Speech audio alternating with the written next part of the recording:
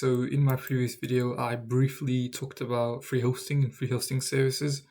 So here I'll show you a website that I'm working on that you guys can use as well.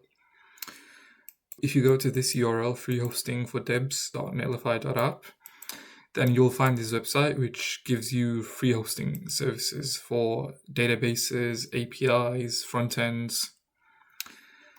So as you can see, there's a wide variety of services. Currently, the website doesn't look too good because I haven't worked on it in a while, but hopefully in the future I'm planning to change that. So just ignore the UI for now, yeah. Basically, what you can do is you can search through what technologies you're using. So if you're using JavaScript, then it'll give you options for hosting for JavaScript specifically, as you can see. Or if you want to look for Python, then boom, it'll show you Python. Or what else? Let's say you want to look for SQL hosting services. Then as you can see, it shows you SQL, it updates in real time.